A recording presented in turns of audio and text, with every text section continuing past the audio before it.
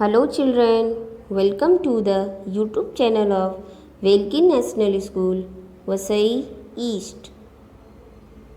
I am Mrs. Deepika Singh, subject teacher of Hindi. आज हम पढ़ेंगे पाठ 3 भाई भाई का प्रेम। आज हम एक कहानी पढ़ेंगे जो दो भाइयों के प्रेम के बारे में बताया गया है। आइए यह रोचनात्मक कहानी पढ़ते हैं। मनोहरपुर नामक एक सुंदर गांव था। गांव में की मिट्टी बहुत उपजाऊ थी, अतः गांव के अधिकांश लोग खेती किया करते थे। इसी मनोहरपुर में दो भाई रहते थे। दोनों किसान थे। उनके अलग अलग घर थे, पर दोनों में बड़ा ही प्रेम था। दोनों भाई हमेशा एक दूसरे की भलाई की बात सोचा करते थे। तो बच्चों, आपने यहाँ पर देखा कि मनोहरपुर नाम का एक गांव था, जहाँ उस गांव की मिट्टी बहुत ही उपजाऊ थी, मतलब वहाँ पे फसल बहुत अच्छी हुआ करती थी।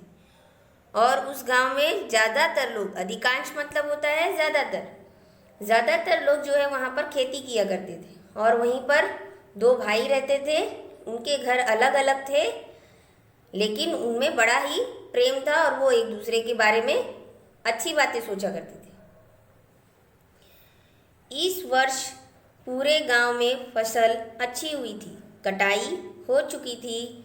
खलिहान में सबके अनाज के ढेर लगे थे। एक दिन रात में बड़ा भाई लेटे लेटे सोचने लगा, मेरे दो बच्चे हैं, वे गृहस्थी में मेरी कुछ न कुछ मदद करते ही रहते हैं।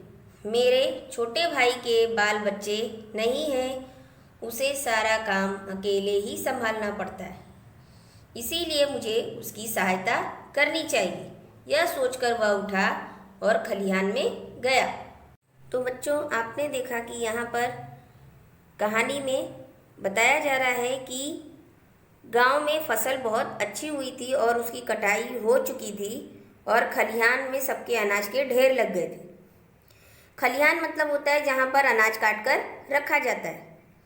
और बड़ा भाई जो है वो अपने छोटे भाई के बारे में सोचता है और कहता है कि मेरे पास तो दो बच्चे हैं और उसके पास बाल बच्चे नहीं हैं। उसके बच्चे उसकी मदद कर देते हैं, लेकिन उसके पास तो कोई नहीं है। इसीलिए वह सोचा कि कुछ अनाजों की गठरी उसके खलिहान में रखाए। खलिहान में अपने अनाज के ढेर से उसने 10 गठरी अनाज बांधा। कितना गठरी अनाज बांधा? 10 गठरी। उनमें से एक गठरी सिर पर रखकर छोटे भाई की ढेर की ओर बढ़ा। ठीक उसी समय छोटा भाई भी अपने घर में बैठा सोच रहा था। बड़ा भाई तो सोच ही रहा था, लेकिन छोटा भाई भी सोच रहा था। और वह सोच रहा था कि मैं जवान हूँ, जितना चाहे उतना काम कर सकता हूँ, जहाँ चाहूँ वहाँ जा सकता हूँ। किसी कारणवश यदि खेती में फ़ायदा नहीं हुआ तो दूसरा काम भी कर लूँगा। मेरा खर्चा कम है, लेकिन मेरे बड़े भैया के तो बाल बच्चे वाले हैं। घर गृहस्थी के खर्च अधिक हैं, इसीलिए मुझे उनकी सहायता करनी चाहिए। वह भी उठा और खलिहान में चला गया। छोटे भाई ने भी बड़े भाई के बारे में सोचा। उसने सोचा कि उसके खर्च अधिक हैं, वो गृहस्थी वाला है, मैं तो कहीं पे भी रह लूँगा। वह सोचकर वह भी खलिहान में चला गया। खलिहान में अपने अनाज के ढेर में से उसने भी 10 गठरी अनाज बांधा। उसमें से एक गठरी सिर पर उठाकर बड़े भाई की ढेर की ओर बढ़ा।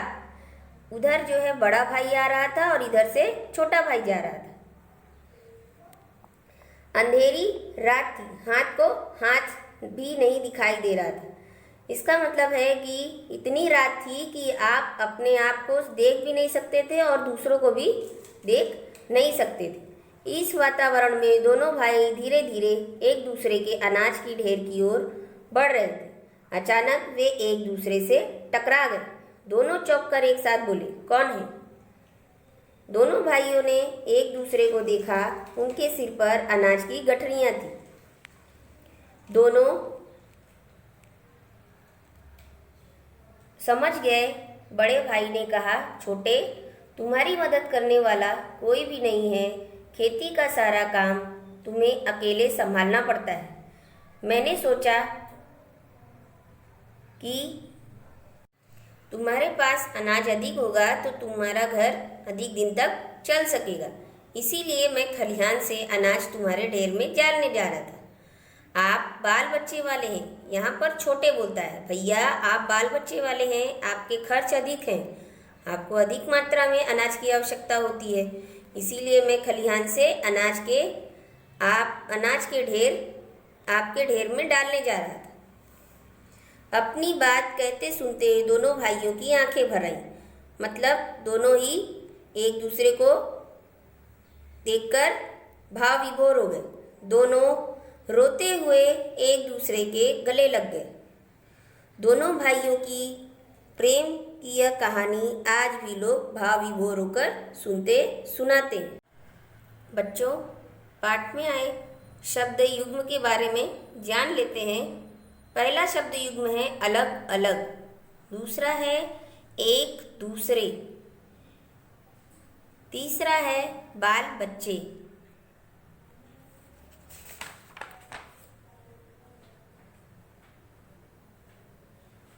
चौथा है धीरे धीरे और पांचवा है कहते सुनते, फिर है भाव विभोर और सुनते सुनाते। बच्चों, इसे आपको अपनी नोटबुक में लिखना है।